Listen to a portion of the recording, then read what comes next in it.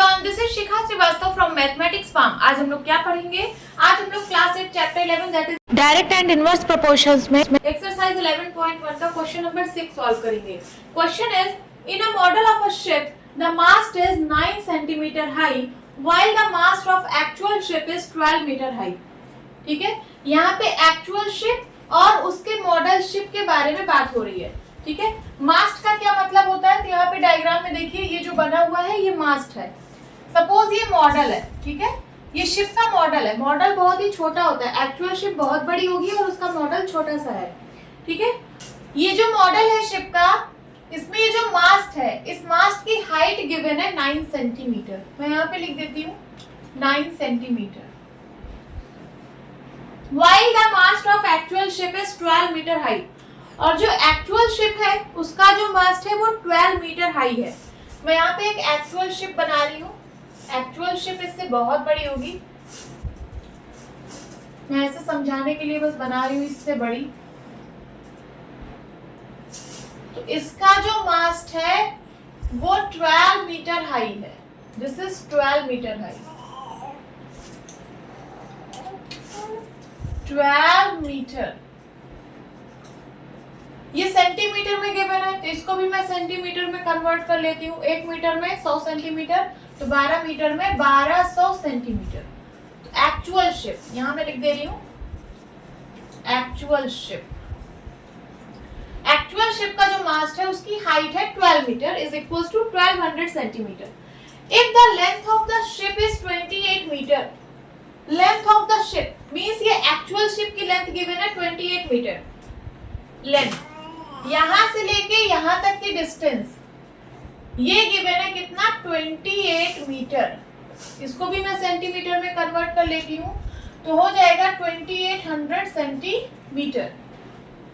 How long is the model ship? तो आपको बताना है कि मॉडल शिप की लेंथ कितनी होगी। ये जो लेंथ है यहां से लेकर यहां तक, ये आपको बतानी है। तो मैं मान ले रही हूँ कि x, इस मॉडल शिप की लेंथ है कितना? x। लिखिए, let length of model ship be x। अब मैं एक टेबल बनाती हूं। यहां लिखिए length of mast, length of ship.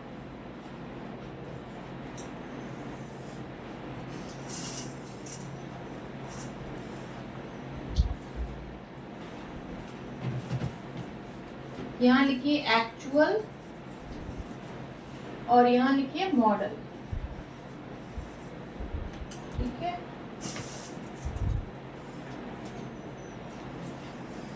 तो देखिए length of mast, actual ship जो है उसके मास्ट की लेंथ कितनी है? 12 मीटर या फिर 1200 सेंटीमीटर।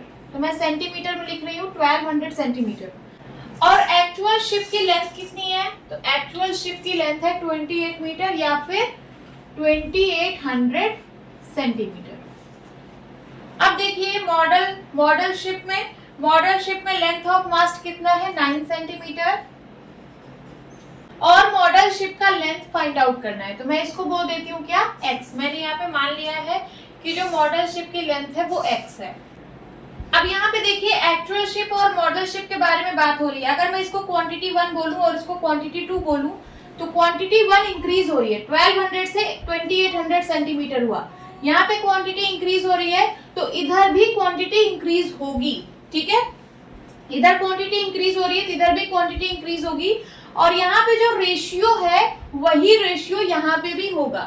तो हम कह सकते हैं कि ये एक्चुअल शिप और मॉडल शिप डायरेक्टली प्रोपोर्शन में है। तो मैं लिख रही हूं here actual ship and model ship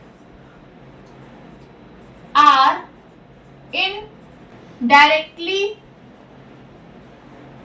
proportional to each other।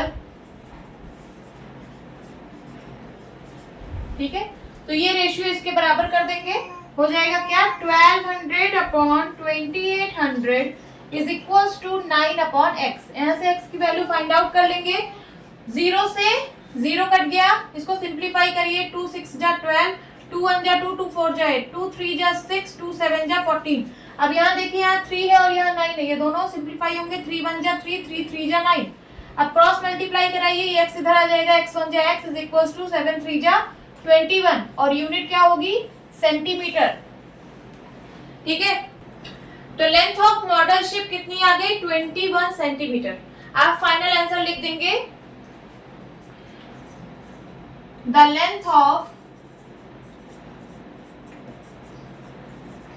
Model ship is 21 centimetre. This is the answer. Hope students आपको क्लास अच्छी लगी होगी। मिलती हूँ अपनी नेक्स्ट वीडियो में, तब तक के लिए बाय बाय, टेक केयर।